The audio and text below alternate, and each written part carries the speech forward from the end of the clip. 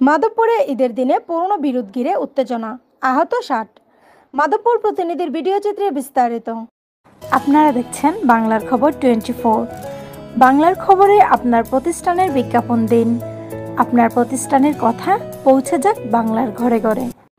হবিগঞ্জের মাধবপুর উপজেলার বেজোড়া গ্রামে দীর্ঘদিনের বিরোধের জেরে ঈদের দিন ফের উত্তেজনাকর পরিস্থিতির সৃষ্টি হয়। গতকাল শনিবার ৭ জুলাই রাত ৮টার দিকে বেজোড়া গ্রামের দুপক্ষের মধ্যে পূর্ব বিরোধের সূত্র ধরে ঘটে ধাওয়া পাল্টা ধাওয়ার ঘটনা। এতে পুলিশ সদস্য সহ অন্তত ৬০ জন আহত হন।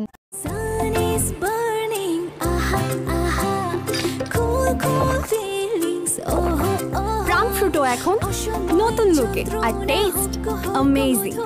তাজা আমের মধুর রসে প্রাণ ফ্রুটো এখন আরো আকর্ষণীয় নতুন প্যাকে। আহতদের মধ্যে মাধবপুর থানার officer in charge OC Abdullah Al মামুনও রয়েছেন।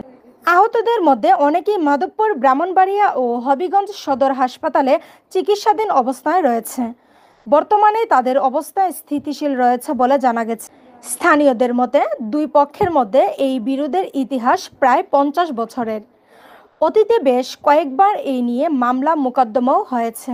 স্থানীয় প্রশাসন পূর্বেও সমঝোতার চেষ্টা করেছে, তবে এবার উত্তেজনা এড়ানো সম্ভব হয়নি।